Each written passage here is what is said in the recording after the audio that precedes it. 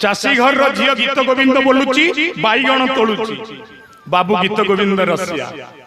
आगे आगे चाषी झील पछे पछे रत्न सिंहासन छाड़ी महाप्रभु बैगण कंटारे खंडुआ पट को चिर दे के आसिले पाद न थाई की जीवावाला पुरुषोत्तम देव गला बेले कहि दे कि जाइतिले सल्लो नरसिंह ठारू मु दुई थर हारी सारिलेनी महाप्रभु एहा तृतीय थर मु जानिची मोर शक्ति नाही मु जानिची मोर सामर्थ्य नाही किंतु एक कथा मिछ नहे तुमर निश्चय शक्ति अछि तुमर निश्चय सामर्थ्य अछि जदि मु तमर आद्य सेवक मु नाक मात्र युद्ध को जीवी आपण योद्धा हे कि लड़िबे हाथ रे कला धला घोड़ा धरी खंडा धरी बाहरी पड़ले दी भाई पाद न थाई जीवा वाला पाटी न थाई खाइबा वाला तो आपण माने समस्ते जानि चंत ओठ अछि पाटी नाही खोली हो गोटी ओठ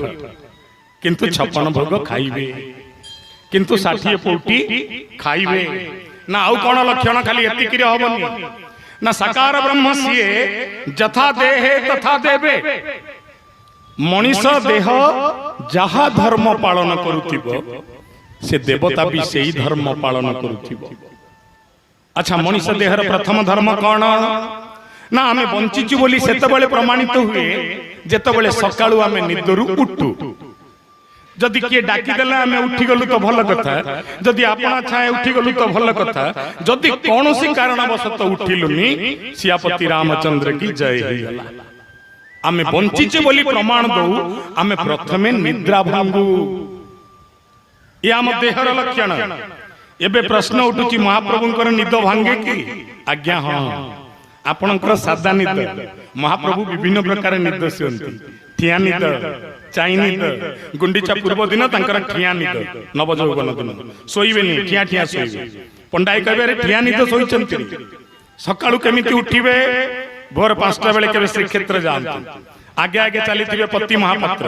द्वार को खोली देबे पछे पछे चली थिबे खुंटिया और प्रतियारी जाई कि गंभीरा पाखरे पहुंची जिबे पहुंचला बेले पति महापात्र कहबे प्रतिहारी छामु को उठाओ छामु सोईचंती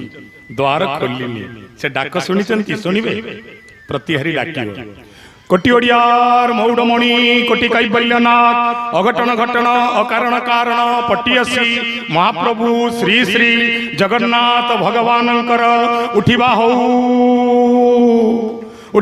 हे मणिमा उठिबा हो बाबू निदरू उठिबे आपण निदरू उठी बेसिन पाखु जानती